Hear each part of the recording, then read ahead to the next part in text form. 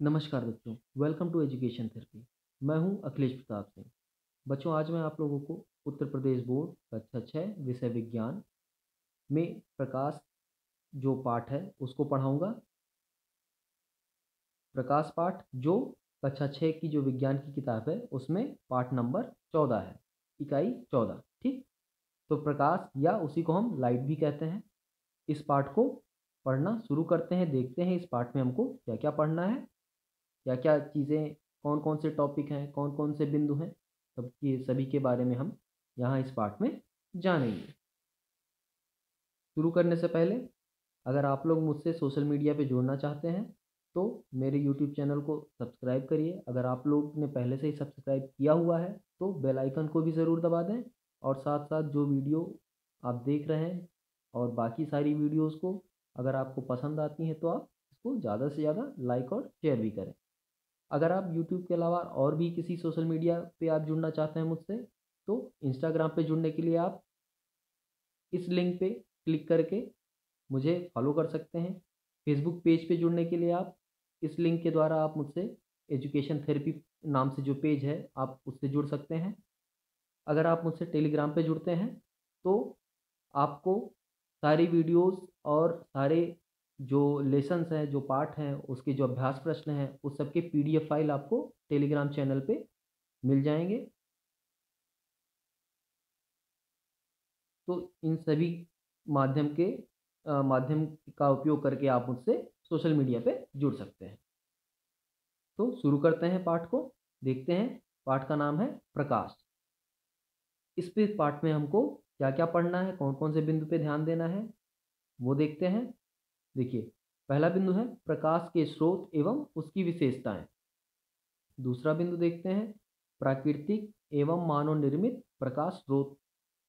दीप्त एवं अदीप्त वस्तुएं क्या होती हैं, इनके बारे में जानेंगे। प्रकाश का संचरण, पारदर्शी, अपारदर्शी एवं पारभासी वस्तुएं, ये क्या होती हैं, पारदर्शी वस्तु क्या होती है, अपारदर्शी क्या होती है, पारभासी क्या होती है, इस सब के बारे में हम यहाँ जानेंगे। ठीक, और आखिरी में छाया, प्रछाया एवं उपछाया, सूर्य ग्रहण तथा चंद्र ग्रहण, ये सारी चीज़ें क्या होती हैं, इनके बारे में भी आज हम जानेंगे। तो शुरू करते हैं, आगे बढ़ते हैं। देखिए, प्रकाश, प्रकाश क्या होता है, हम सबको पता है प्रकाश क्या है। सूर्य से जो रोशनी हमें मिलती है वो प्रकाश है। बल्ब के द्वारा जो रोशनी मिलती है वो प्रकाश है। टार्च हम जलाते हैं, या मोबाइल की स्क्रीन हो गई, टीवी की स्क्रीन हो गई, यहाँ सबसे जो भी मिलता है, जो रोशनी मिलती है हमको, वो प्रकाश ही कहलाती है। उसी को इंग्लिश में हम लाइट कहते हैं। अब देखिए, हम चीज़ों को देख पाते हैं। जैसे हमारे सामने कौन खड़ा है, या कोई गाड़ी है, या कुछ है, या सामान है, रंग है, हम ये सारी चीज़ें कैसे जान पाते हैं? हम प्रकाश की वजह से ही ये सारी चीज़ें जान पाते हैं कि ये कोई सामान है, कोई वस्तु है, दीवार है, गाड़ी है, ये लाल रंग है, ये पीला रंग है, ये हम प्रकाश की वजह से जान पाते हैं। अगर प्रकाश नहीं होता, अगर प्रकाश मौजूद ही ना हो उस जगह पे, तो क्या होगा, अंधेरा होगा। हम कोई चीज़ देख ही नहीं पाएंगे। ठीक है, अंधेरे में हमें कोई वस्तु दिखाई नहीं देती। देखिए, यहाँ पे किसी समांगी पारदर्शी माध्यम में प्रकाश के गमन पथ को प्रकाश की किरण कहते हैं। गमन पथ पर तीर का निशान लगाकर प्रकाश की दिशा को व्यक्त करते हैं। यहाँ पे ये कहना चाह रहा है कि मान लीजिए आप टॉर्च है, टॉर्च से जब टॉर्च को हम जलाते हैं तो क्या होता है, टॉर्च को जब हम जलाते हैं तो रोशनी एक सीध में ऐसे जाती है। ठीक, तो यही रोशनी उस टॉर्च के से निकलने वाली किरण का गमन पथ है। गमन पथ मतलब जिस दिशा में वो जा रही है उसका रास्ता। ठीक, तो इस दिशा में वो जा रही है, यही उसका गमन पथ हो गया। इसको हम कैसे दिखाते हैं, इसको हम दिखाते हैं तीर से। ठीक, ये ऐसे हम तीर बना देते हैं और चित्र में हम इसी तीर के माध्यम से दिखाते हैं कि ये किरण इस तरफ से इस तरफ जा रही है। ठीक है, चलिए आगे देखते हैं। प्रकाश स्रोत, या लाइट सोर्स ऑफ लाइट या लाइट सोर्स। ठीक, देखते हैं। देखिए प्रकाश स्रोत हम किसको कहते हैं? प्रकाश स्रोत का मतलब होता है कोई भी ऐसी वस्तु, कोई भी ऐसी चीज जिससे प्रकाश उत्पन्न होती हो। ठीक, ठीक, किसी भी माध्यम से प्रकाश उत्पन्न होती हो उसे हम कहते हैं प्रकाश स्रोत। अब दो तरह के प्रकाश स्रोत होते हैं। ठीक, अब जैसे देखिए प्रकाश स्रोत में हम लैंप हो गया, अ, तेल वाले जो लैंप होते हैं, मिट्टी के तेल डाल के जो जलाते हैं वो लैंप हो गए, बल्ब हो गए, एलईडी बल्ब हो गए, सीएफएल हो गया। ठीक, ये सब हो गए। अब प्रकाश स्रोत का एक सूर्य भी हमारा प्रकाश स्रोत है, सूर्य से भी हमें प्रकाश मिलता है। ये सब क्या हो गए? ये हमारे प्रकाश स्रोत हो गए। ठीक, दो तरह के प्रकाश स्रोत हैं। लाइट सोर्स जो है वो दो तरह के हैं। देखिए दो तरह के होते हैं। पहला प्राकृतिक प्रकाश स्रोत या नेचुरल लाइट सोर्स, और दूसरा कृत्रिम प्रकाश स्रोत या इसी को हम कहते हैं मानव निर्मित प्रकाश स्रोत। ठीक, एक तो हो गया प्राकृतिक प्रकाश स्रोत, दूसरा कृत्रिम या आर्टिफिशियल लाइट सोर्स। दूसरा जो कृत्रिम होता है उसको आर्टिफिशियल कहते हैं। ठीक, या मानव निर्मित, मैन मेड, क्या कह सकते हैं? Man made light source. ठीक, तो दो तरह के स्रोत हो गए आपके पास। अब आते हैं कि प्राकृतिक प्रकाश स्रोत क्या होता है। प्राकृतिक प्रकाश स्रोत हम किसे कहते हैं? देखिए ऐसी कोई भी वस्तु जो प्रकृति के द्वारा दी गई है और उससे हमें लाइट प्राप्त हो रही है या प्रकाश प्राप्त हो रहा है, उसे हम क्या कहेंगे? प्राकृतिक प्रकाश स्रोत। जैसे उदाहरण के लिए सबसे अच्छा उदाहरण है हमारा सूर्य, जो हमारा सन है। हमारे सोलर सिस्टम का जो केंद्र है वो केंद्र क्या है? सन है।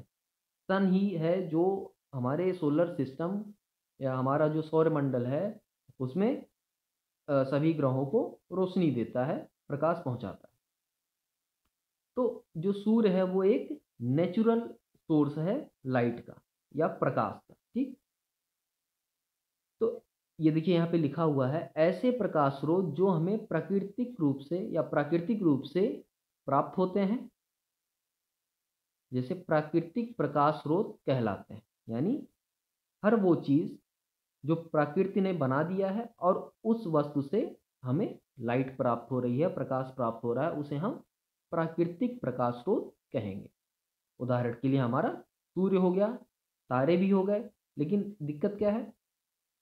सूर्य का प्रकाश हमें अधिक मिलता है, जबकि तारों का प्रकाश हमें उतना नहीं मिलता। हमें तारे सिर्फ चमकते हुए दिखाई देते हैं।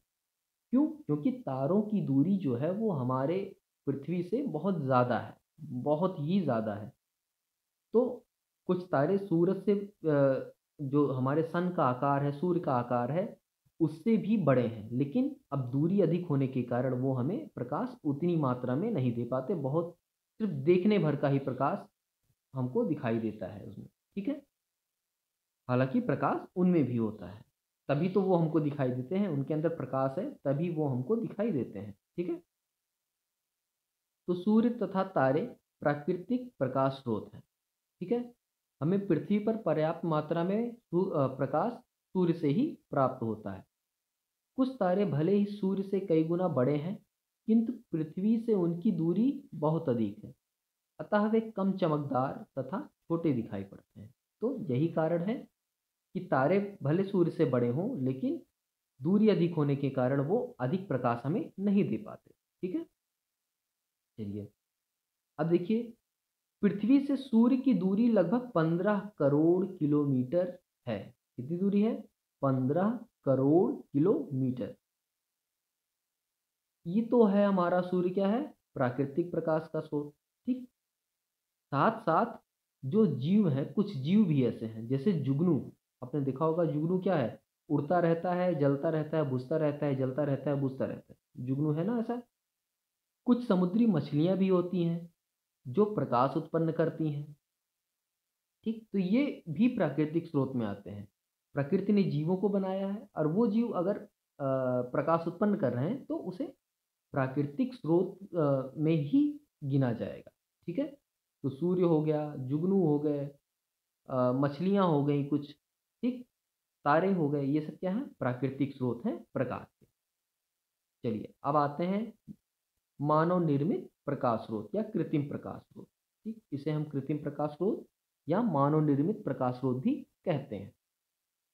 चलिए, अब देखिए, मानव निर्मित का मतलब हो गया, नाम से ही आपको समझ में आ रहा होगा, मानव के द्वारा बनाया गया।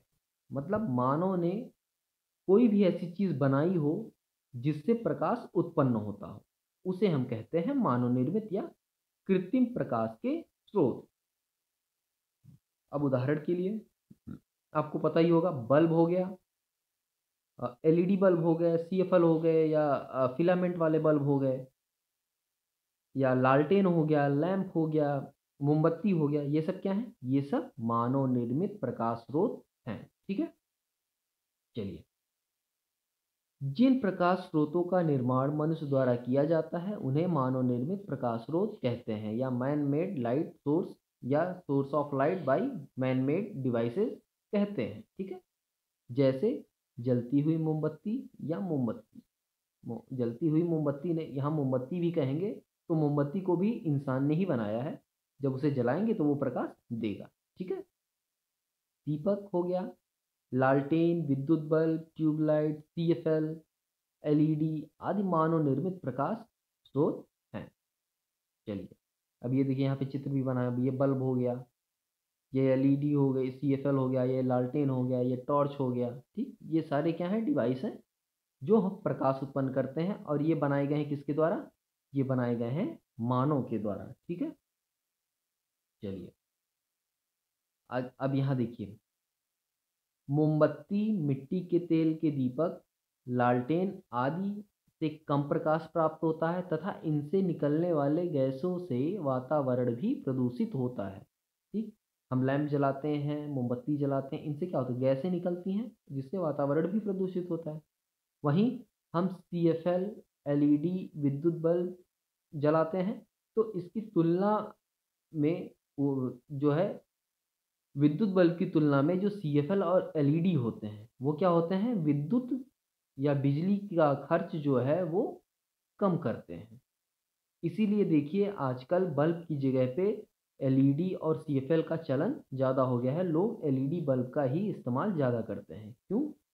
उसका कारण यही है कि जो पहले बल्ब आते थे येलो कलर वाले, वो 10-12 रुपए के मिल जाते थे, लेकिन उनका आपने सुना होगा कि वो 60 वाट 100 वाट के बल्ब होते थे। ठीक, वहीं जो एलईडी बल्ब आते हैं वो कितने वाट के होते हैं? 7 वाट, 0 वाट।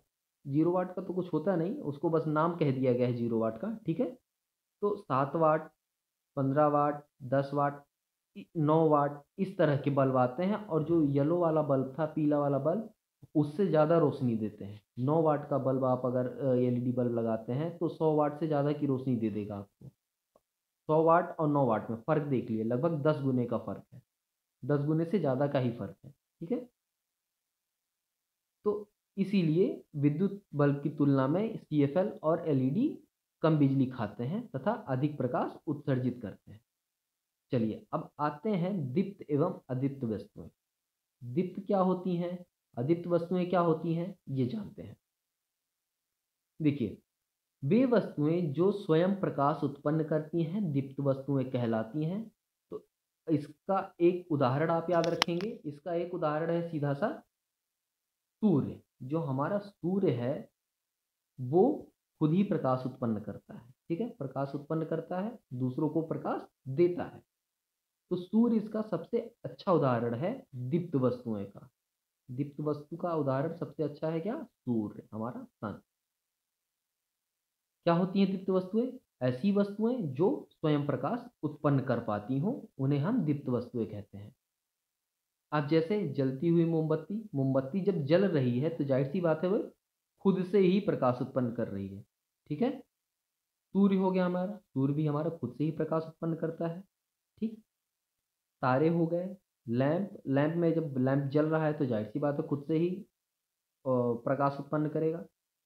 विद्युत बल्ब है, लाइट जले, लाइट ऑन है तो विद्युत बल्ब जलेगा। ठीक, और प्रकाश उत्पन्न करेगा। ऐसे ही ट्यूबलाइट, सीएफएल, एलईडी, ये सब दीप्त वस्तुएं में आती हैं। ठीक, इन्हें दीप्त वस्तुएं कहते हैं। जब इनको ऊर्जा मिलती है तो ये क्या करते हैं? जलते हैं, प्रकाश उत्पन्न करते हैं।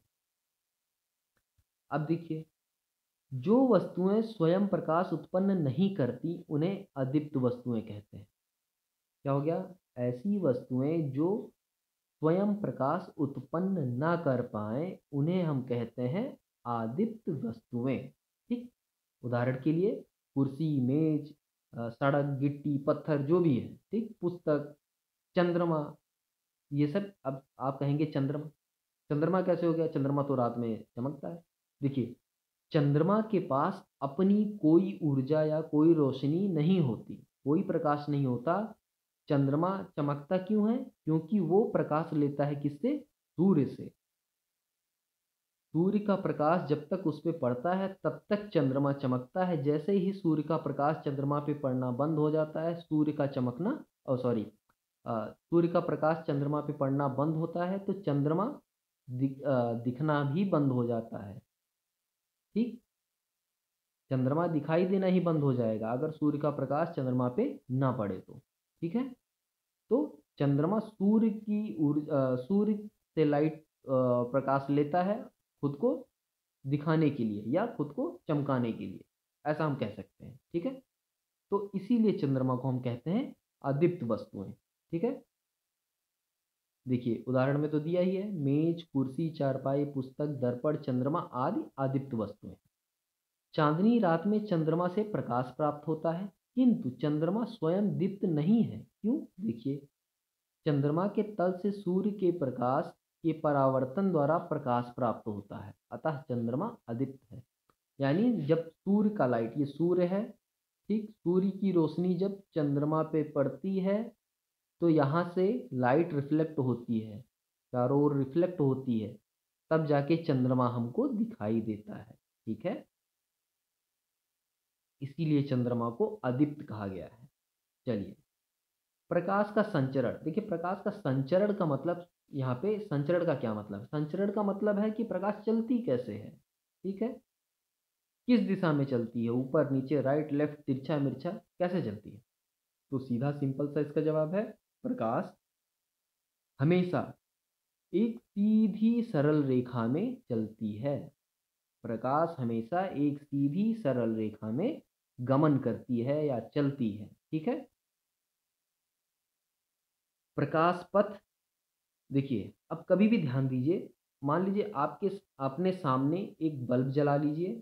ठीक, अब क्या करिए, एक बल्ब और अपनी आंखों के बीच में एक बड़ा सा दफ्ती या एक बुक ले लीजिए और आंखों के सामने ऐसे लगा लीजिए। ठीक, अभी बल्ब से जो किरण आ रही थी वो सीधे आपकी आंखों पर पड़ रही थी। ठीक, देखिए यहाँ पे एक क्रियाकलाप यहाँ दिया हुआ है, आप इसको देख के भी समझ सकते हैं। देखिए यहाँ पे एक मोमबत्ती जला हुआ है, अभी इसमें यहाँ छेद है, यहाँ छेद है, यहाँ छेद है, यहाँ से देखा जा रहा है। ठीक, यहाँ से ये लड़की देख रही है। इस मोमबत्ती से प्रकाश की किरण निकली और इन तीनों में एक सीध में छेद बने हुए हैं तो ये सीधे इसकी आंखों के पास पहुंच गया। लेकिन जैसे ही इसमें से किसी बोर्ड को हम आगे पीछे कर देते हैं तो ये प्रकाश, मोमबत्ती का प्रकाश जो लव है, वो दिखना बंद हो जाता है।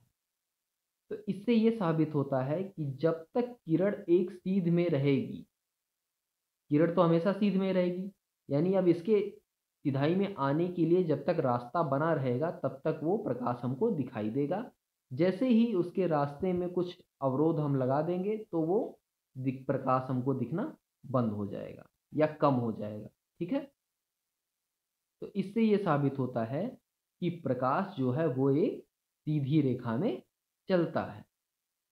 चलिए, अब यहाँ पे कुछ इंपॉर्टेंट बातें हैं वो जानते हैं। देखिए, निर्वात में प्रकाश की चाल 3 लाख किलोमीटर प्रति सेकंड होती है। निर्वात मतलब वैक्यूम, वैक्यूम का मतलब ऐसी जगह जहां पे हवा मौजूद ना हो, उस जगह को हम कहते हैं निर्वात या वैक्यूम कहते हैं।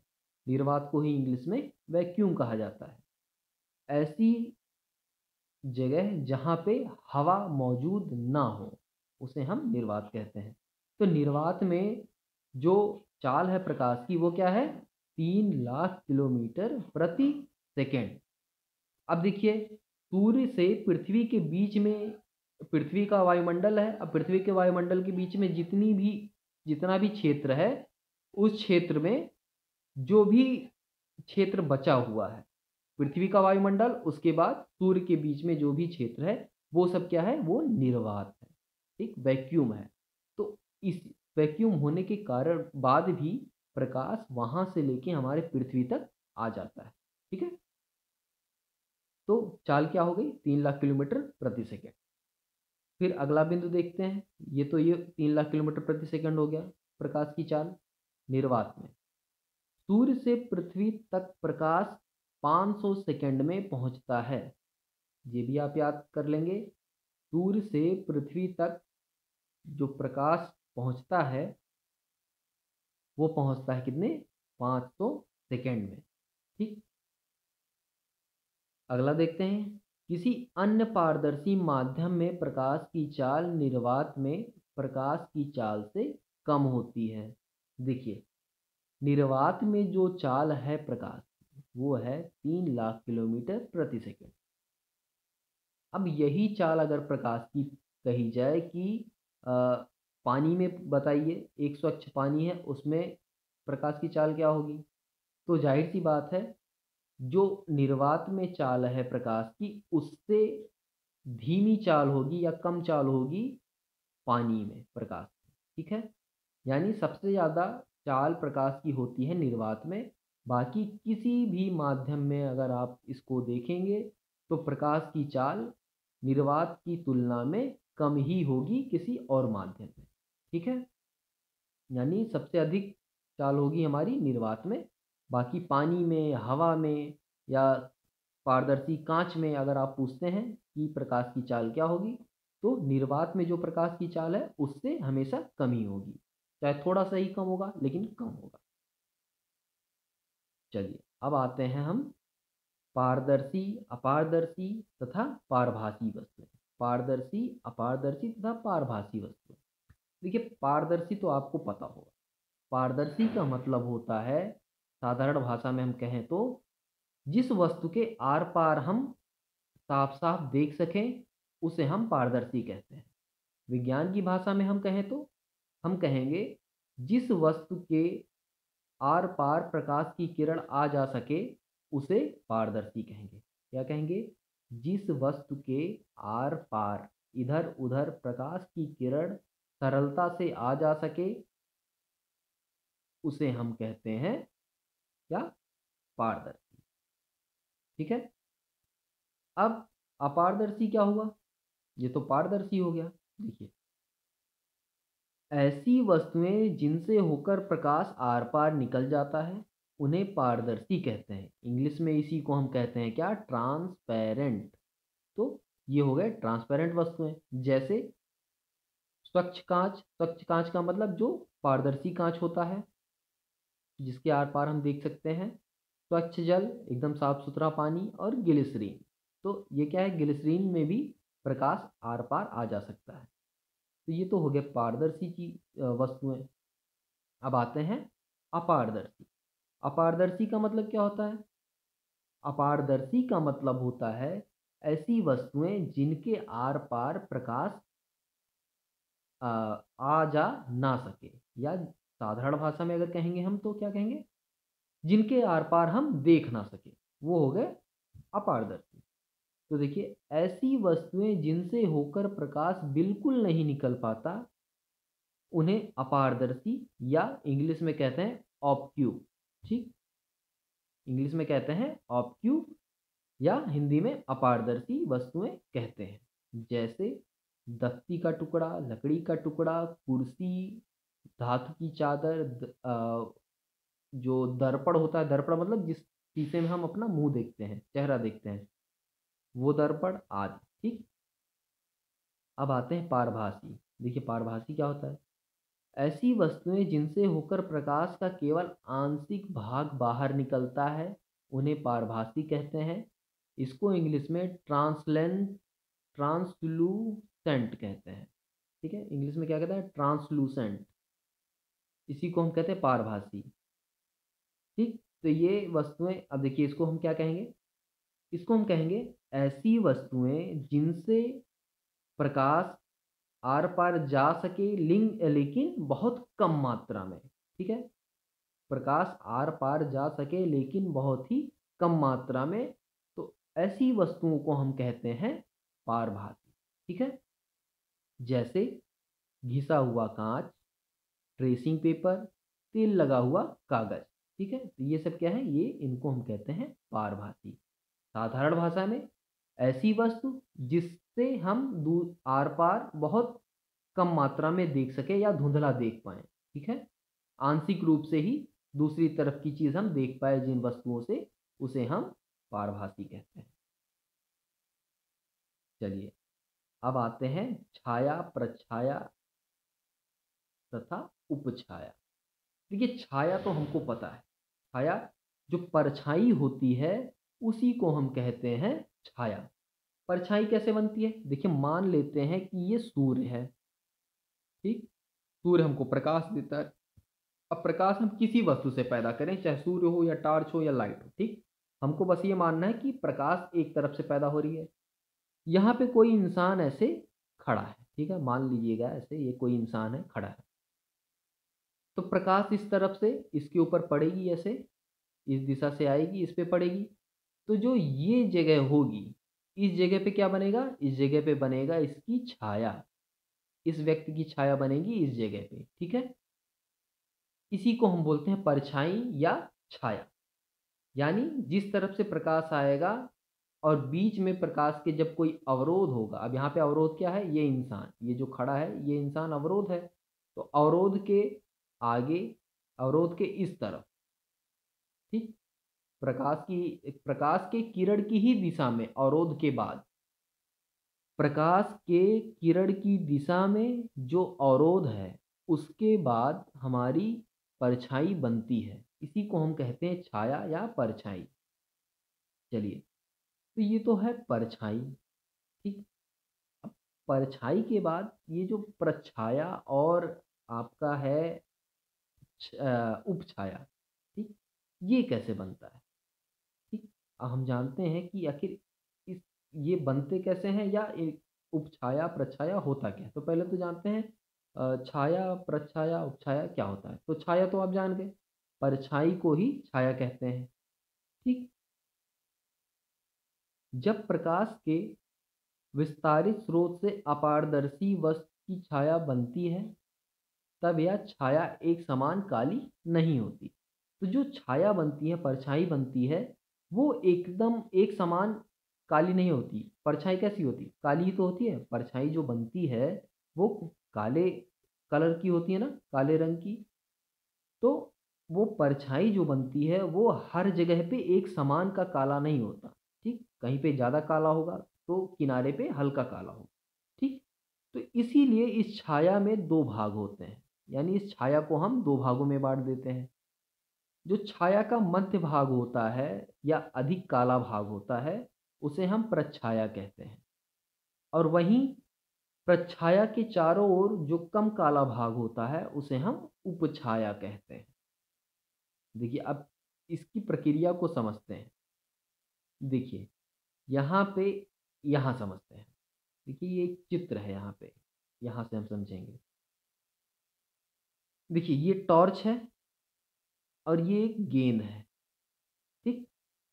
यहाँ से टॉर्च जली, टॉर्च जल रही है तो किरण इधर से गई, ऐसे पड़ी इस पे। यहाँ से ऐसे छूते हुए ये किरण आगे निकल गई बॉल को, और इस तरफ से इधर से छूते हुए किरण बॉल आगे निकल गई। ये एक दीवार है, ठीक। दीवार पे इसकी एक परछाई बनी। ये जो परछाई है, बीच में जो परछाई बनेगी वो सबसे ज़्यादा काली होगी, ठीक। बाकी जो किनारे की ये परछाई होती है, ये और ये परछाई जो होगी ये थोड़ी हल्की होगी, एकदम डार्क ब्लैक नहीं होगा। किनारे वाला जो होगा वो थोड़ा हल्का डार्क होगा, हल्का ब्लैक होगा, ठीक। तो जो बीच वाली चीज़ है इसको हम कहते हैं प्रच्छाया, ठीक है, इसको हम कहते हैं प्रच्छाया। और जो किनारे वाली चीज़ है, ये जो किनारे छाया बनती है, ये किनारे जो छाया बनती है, इस छाया को हम कहते हैं उपछाया, ठीक है। तो यहाँ से हमको ये समझ में आ गया होगा कि छाया क्या है और उपछाया क्या है। देखिए यहाँ पे जो गोल आकृति को यहाँ प्रछाया कहा गया है। इस प्रछाया को इंग्लिश में क्या कहते हैं? उम्ब्रा। इस प्रछाया को इंग्लिश में हम कहते हैं उम्ब्रा। तथा धुंधले गोल छल्ले, जो किनारे में धुंधला गोल छल्ला है को यहाँ प्रछाया लिख गया है। इसको जरा आप ठीक कर लीजिएगा, ये प्रछाया नहीं है, ये उपछाया है। ठीक है, यहाँ पे उपछाया होना चाहिए। ठीक, यहाँ पे इसको आप सही कर लेना, थोड़ा पेन सही से चल नहीं रहा आज। ठीक है, तो इस जगह पे आप क्या लिखेंगे? उपछाया। उपछाया को इंग्लिश में क्या कहते हैं? पेनुम्ब्रा। ठीक, उपछाया होगा। यहाँ प्रछाया लिखा है, इस प्रछाया को हम क्या लिख देंगे? इस प्रछाया को हम कर देंगे उपछाया। ठीक है, और उपछाया को हम क्या बोलते हैं? उपछाया को इंग्लिश में हम बोलते हैं पेनुम्ब्रा। ठीक है, चलिए अब इसी छाया और प्रछाया के बनने के कारण कुछ प्राकृतिक घटनाएं होती हैं, खगोलीय घटनाएं घटती हैं, जिनमें से एक घटना है उसको हम कहते हैं ग्रहण। तो ग्रहण ग्रहण ग्रहण मतलब, अब देखिए ग्रहण क्या होता है? ग्रहण एक दो घटनाएं हैं, एक तो सूर्य ग्रहण होता है, एक चंद्र ग्रहण होता है। ये घटनाएं घटती हैं हमारे इस सोलर सिस्टम में। होता क्या है? देखिए, सूर्य प्रकाश का प्राकृतिक स्रोत है। सबको पता है कि जो सन है हमारा, वो लाइट का एक नेचुरल सोर्स है, प्राकृतिक स्रोत है। ठीक, पृथ्वी सूर्य का ग्रह होने के कारण उसकी परिक्रमा करती है। हम सबको पता है सूर्य केंद्र है हमारे सौरमंडल का, और जो हमारी पृथ्वी है या बाकी के जो ग्रह हैं वो सूर्य का चक्कर ऐसे ऐसे गोल गोल काटते हैं। ठीक है, चंद्रमा पृथ्वी का उपग्रह है। ये जो चंद्रमा है, ये छोटा सा, ये कैसे किसका चक्कर लगाता है? ये चक्कर लगाता है हमारी पृथ्वी का, ऐसे गोल गोल। ठीक, अतः यह पृथ्वी की परिक्रमा करता है। तो जो चंद्रमा है वो पृथ्वी की परिक्रमा करता है, और हमारी पृथ्वी और चंद्रमा ये दोनों मिलके सूरज की परिक्रमा करते हैं। ठीक है, तो यदि परिक्रमा के दौरान तीनों एक सीध रेखा में आ जाते हैं तो ग्रहण लगता है। तो जाहिर सी बात है, जब ये परिक्रमा कर रहे हैं, ये मान लीजिए सूरज है हमारा। ठीक, ये सूरज है हमारा, हमारा प्यारा सन। ये हमारी पृथ्वी है। अब मान लीजिए पृथ्वी ऐसे चक्कर लगाती है सूरज का, ठीक, गोल गोल ऐसे चक्कर लगाती है, और ये चंद्रमा भी हमारा छोटा सा पृथ्वी का चक्कर लगाता है। अब देखिए, ऐसी एक स्थिति कभी ना कभी बनती है कि जब सूरज, पृथ्वी और चंद्रमा एक सीध में आ जाते हैं। तो जब ये सीध में आ जाते हैं तो क्या होता है? एक स्थिति तो ये हो गई कि जब पृथ्वी, चंद्रमा, सूरज, पृथ्वी और चंद्रमा एक सीध में होंगे तो सूरज का प्रकाश चंद्रमा तक ठीक से पूरा नहीं पहुंचता। एक स्थिति और बनती है ऐसी, एक स्थिति ये बनती है कि सूरज तो अपनी जगह पे ही रहेगा। ठीक, क्योंकि वो केंद्र है, वो केंद्र में ही फिक्स रहता है। ठीक है, वो अपनी जगह नहीं बदलता। ये सूरज हो गया। बीच में हमारा चंद्रमा आ गया छोटा सा, और हमारी पृथ्वी यहाँ आ गई। पृथ्वी तो हमारे सूरज का चक्कर काटेगी ही काटेगी, और ये चंद्रमा हमारा पृथ्वी का चक्कर ऐसे काटेगा। लेकिन क्या हुआ कि अब चंद्रमा, सॉरी, सूरज, फिर चंद्रमा और फिर पृथ्वी, ये एक सीध में आ गए। तो ये भी एक कंडीशन है। अब जब ये एक सीध में आ गए तो एक समय ऐसा आएगा कि सूरज का प्रकाश चंद्रमा से होते हुए पृथ्वी तक जाएगा, लेकिन चंद्रमा से होते हुए जाएगा। इसी कारण एक ऐसा बिंदु आएगा चंद्रमा की सीध में कि जिस बिंदु पे पृथ्वी पे अंधेरा होगा, क्योंकि उस बिंदु के सामने सीधे स्थिति में चंद्रमा होगा। तो ये दो स्थितियां ऐसी होती हैं जब ग्रहण लगते हैं। हाँ, अब किस स्थिति में कौन सा ग्रहण लगता है वो देखते हैं। देखिए, जब सूर्य एवं पृथ्वी के मध्य चंद्रमा आता है, सूर्य ये है हमारा, एवं पृथ्वी ये हमारी पृथ्वी है, के मध्य क्या आ जाता है? चंद्रमा। ये छोटा सा हमारा चंद्रमा आ गया। जब सूर्य और पृथ्वी के मध्य हमारा चंद्रमा आ जाता है तो कौन सा ग्रहण लगता है? तो लगता है हमारा सूर्य ग्रहण। मतलब जब सूर्य की किरण या सूर्य की रोशनी पृथ्वी पे नहीं पहुंचती, नहीं पहुंचने का मतलब कि पृथ्वी पे कोई ना कोई ऐसी जगह होती है जहां पे सूर्य की किरण नहीं पहुंचती, चंद्रमा के बीच में आ जाने के कारण, ठीक है, तो लगता है सूर्य ग्रहण। यानी जब सूर्य का प्रकाश पृथ्वी तक नहीं पहुंचता तो सूर्य ग्रहण लगता है। इसी प्रकार जब सूर्य एवं चंद्रमा के मध्य पृथ्वी आ जाती है, यानी ये हमारा सूर्य है, ठीक, और चंद्रमा, मान लीजिए चंद्रमा है छोटा सा हमारा, इसके मध्य हमारी पृथ्वी आ गई। तो जब सूर्य और चंद्रमा के मध्य पृथ्वी आ जाती है तो क्या होता है? सूर्य की रोशनी चंद्रमा पे नहीं पहुंचती, तो सूर्य की रोशनी चंद्रमा पे नहीं पहुंचती और उसी को कहते हैं चंद्र ग्रहण। तो हम ऐसे याद करेंगे, जब सूर्य ग्रहण कब होगा? देखिए, एक याद करिए आप, चंद्र ग्रहण याद कर लीजिए, उसका उल्टा जब होगा तो ऑटोमेटिक क्या हो जाएगा? सूर्य ग्रहण। तो चंद्र ग्रहण याद कर लीजिए, जब सूरज की रोशनी चंद्रमा पे नहीं पहुंचती तो क्या लगता है? चंद्र ग्रहण। और वो सूरज की रोशनी चंद्रमा पे कब नहीं पहुंचेगी? जब सूरज और चंद्रमा के बीच में पृथ्वी आ जाएगी, तभी सूरज की रोशनी चंद्रमा पे नहीं पहुंचेगी और तब लगेगा हमारा चंद्र ग्रहण। ठीक, अब इसी का उल्टा हम देखेंगे। देखिए, सूरज तो फिक्स है, उसकी जगह बदलेगी नहीं। जगह किसकी बदलेगी? या तो चंद्रमा की या तो पृथ्वी की। इसी को आगे पीछे होना है, ठीक है। तो एक कंडीशन तो हो गई कि जब पृथ्वी चंद्रमा पे सूरज की रोशनी नहीं पहुंचेगी तो चंद्र ग्रहण होगा, और जब पृथ्वी पे सूरज की रोशनी नहीं पहुंचेगी, किसी हिस्से पे, पृथ्वी के किसी हिस्से पे सूरज की रोशनी नहीं पहुंचेगी तो होगा सूर्य ग्रहण। ठीक है, तो ये है याद करने का, समझने का एक तरीका। चलिए अब थोड़ा समझते हैं सूर्य ग्रहण। आते हैं सीधा हम इस चित्र पे।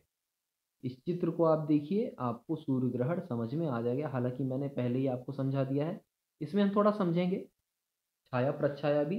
देखिए, ये है हमारा सूरज, ये जा रही है ये किरण, ये बीच में है हमारा चंद्रमा। ठीक, ये जा रही है किरण। देखिए, ये किरण गई इस बिंदु पे, ये किरण ऐसे मिल रही है, इधर से भी आई, ये इस बिंदु पे मिल रही है। ठीक है, ये हमने देखा। ये बिंदु है हमारा दो, ये दो दो बिंदु इसके सामने लिखा ना, दो डंडी, ये दो दो बिंदु है। अब यही एक बिंदु ये है हमारा ए, पहला, और ये एक बिंदु है तीसरा। देखिए, ये जो दूसरा बिंदु है ये वो बिंदु है, ये है हमारा प्रच्छाया। इसको हम कहेंगे, पृथ्वी पे एक जगह बनेगी प्रच्छाया। ठीक, सेकंड बिंदु है प्रच्छाया, जहां से सूर्य बिल्कुल नहीं दिखाई देगा। ये वो भाग है पृथ्वी का जब सूर्य ग्रहण लगेगा। ठीक है, यानी पृथ्वी पे सूरज की किरण नहीं पहुंच रही, इसका मतलब सूर्य ग्रहण लगेगा। अब यहाँ पे जो सेकंड बिंदु है, दूसरा बिंदु है, इस जगह पे, दूसरे बिंदु वाले जगह पे पृथ्वी के, यहाँ से जो इंसान खड़ा होगा यहाँ पे, इसको सूर्य ग्रहण नहीं दिखाई देगा। वहीं जो पहला और तीसरा भाग है, पहले से दूसरा भाग और दूसरे से लेके तीसरा भाग जो है, इस भाग को हम कहते हैं उपछाया। ठीक, उपछाया, उपछाया वाले भाग से सूर्य ग्रहण जो सॉरी जो सूर्य है वो आंशिक रूप से दिखाई पड़ेगा। तो इस भाग में क्या लगता है? इस भाग में लगता है आंशिक सूर्य ग्रहण। याद कर लेंगे हम, एक से लेके दूसरे और दूसरे से लेके तीसरे वाले भाग में उपछाया बनती है और उस उपछाया को हम कहते हैं आंशिक सूर्य ग्रहण।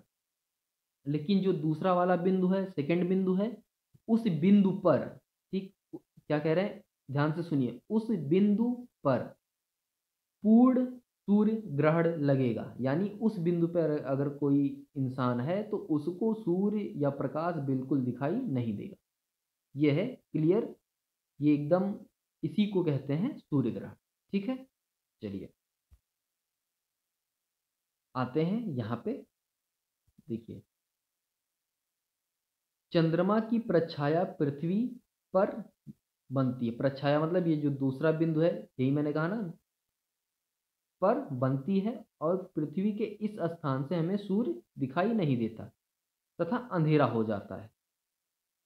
इस घटना को पूर्ण सूर्य ग्रहण कहते हैं। इंग्लिश में इसे टोटल सोलर इक्लिप्स, इक्लिप्स का मतलब ग्रहण होता है, याद कर लेंगे। इक्लिप्स का मतलब, ये इक्लिप्स जो लिखा है इसी को हम हिंदी में ग्रहण कहते हैं। और सोलर इक्लिप्स का मतलब सूर्य ग्रहण। ठीक, देखिए 1 से 2 तथा 2 से 3 के मध्य पृथ्वी के भाग तक उपछाया या पेनुम्ब्रा बनती है। उपछाया जिसे कहते हैं। इन स्थानों से सूर्य का कुछ भाग दिखाई देता है। इन स्थानों पर खंड या आंशिक सूर्य ग्रहण दिखाई देता है। सूर्य ग्रहण अमावस्या के दिन होता है, याद कर लेंगे, अमावस्या के दिन होता है, लेकिन हर अमावस्या के दिन नहीं होता है। ठीक है, अमावस्या के दिन ही सूर्य ग्रहण होगा, लेकिन अगर कोई कहता है कि हर अमावस्या को होता है तो ये सही नहीं है।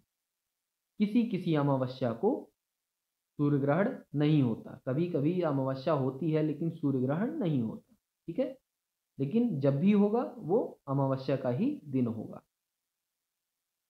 थोड़ी सी चेतावनी है, इसको भी आप ध्यान से याद रखेंगे, सुनेंगे। देखिए, सूर्य ग्रहण को कभी भी नंगी आंखों से नहीं देखना चाहिए। सूर्य ग्रहण को नंगी आंख से देखने पर आंखें क्षतिग्रस्त हो जाती हैं। इसको देखने के लिए एक विशेष प्रकार के शीशे के बने चश्मे का प्रयोग करते हैं। सूर्य ग्रहण को किसी बर्तन में भरे पानी से भी देखा जा सकता है, यानी बाल्टी में पानी भर लीजिए और उस पानी में आप देखिए कि सूर्य ग्रहण कैसे लगा है कि नहीं लगा है। ठीक, उस पानी में झांक के देखिए। जैसे क्या है, एक अर्जुन को जो मछली में की आंख में तीर मारनी थी स्वयंवर में, तो उन्होंने क्या किया था, पानी में देख के तीर मारा था। वैसे ही पानी में आप पानी भर के पात्र में रख लीजिए, बर्तन में, और उस पानी में देखिए कि ग्रहण कैसे लगा है। ठीक है, कभी भी सीधी आंखों से, नंगी आंखों से सूर्य ग्रहण नहीं देखना चाहिए, उससे आंखें क्षतिग्रस्त हो सकती हैं। कुछ और जानते हैं। 24 अक्टूबर 1995 तथा 11 अगस्त 1999 को भारत के कुछ भाग से पूर्ण सूर्य ग्रहण दिखाई दिया। पूर्ण सूर्य ग्रहण का चित्र जो ये प्रदर्शित है, यह चमकती हुई गोलीय आकृति को डायमंड रिंग कहते हैं। ये देखिए डायमंड रिंग की तरह है ना, एक गोला और यहाँ पे एक हीरे जैसा ये तिकोना बना है। ठीक है, इसीलिए इसको डायमंड रिंग कहते हैं। ये तो था सूर्य ग्रहण। अब आते हैं चंद्र ग्रहण। देखिए चंद्र ग्रहण भी चित्र से ही समझते हैं, अच्छे से समझ में आएगा चित्र से। देखिए ये चित्र है, देखिए ये तो है हमारा सूर्य। ठीक, अब चंद्र ग्रहण यानी चंद्रमा पे सूर्य का प्रकाश नहीं पहुंचेगा, तभी चंद्र ग्रहण लगेगा। अब चंद्रमा पे सूर्य का प्रकाश कब नहीं पहुंचेगा, जब पृथ्वी बीच में आ जाएगी। ये है हमारा चंद्रमा, ये है हमारी पृथ्वी और ये है हमारा सूर्य। ठीक, अब इस पे देखिए ये प्रकाश कैसे नहीं पहुंचता। यहाँ से पृथ्वी को छूते हुए प्रकाश चंद्रमा तक एकदम किनारे पहुंचता है।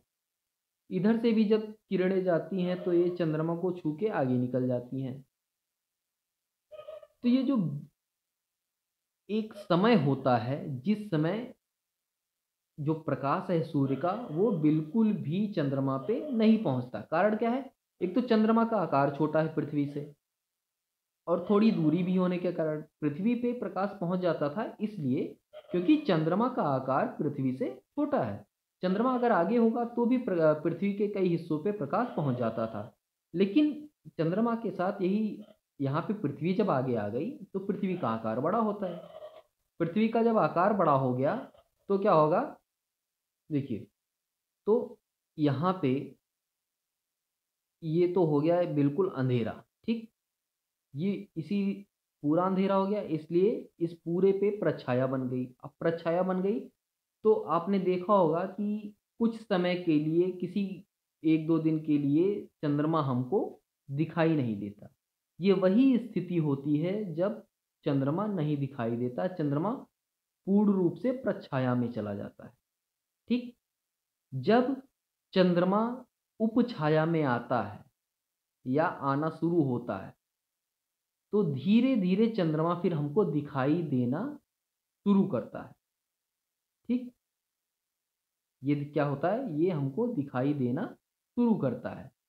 तो चंद्रमा हो या सूर्य, पृथ्वी, जब भी ये उपछाया में आएँगे या इन पे उपछाया बनेगी, तो इसी को हम कहेंगे खंड चंद्र ग्रहण। अब यहाँ पे चंद्रमा है, तो इसीलिए इस हिस्से को हम कहेंगे खंड चंद्र ग्रहण।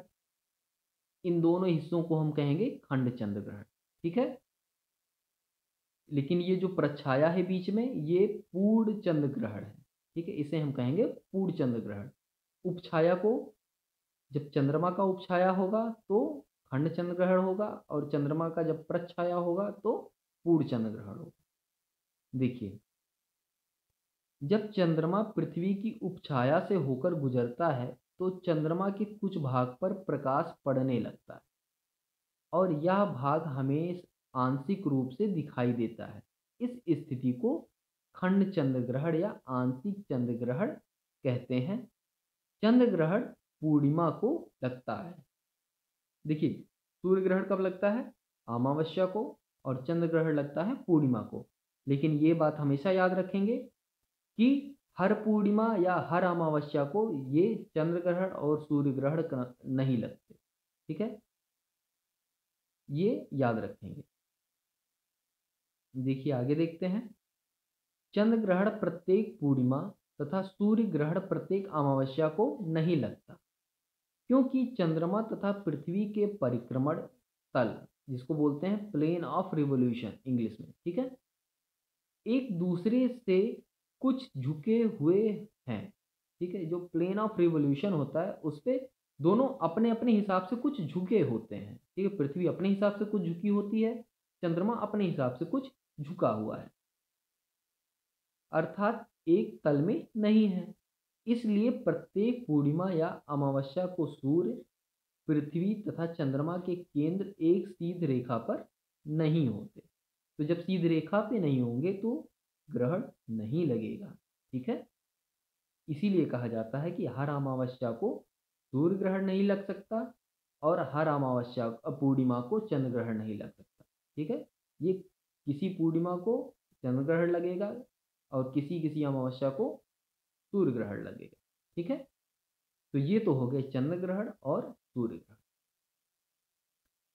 अब देखते हैं इस पाठ में हमने क्या क्या पढ़ा, क्या क्या सीखा।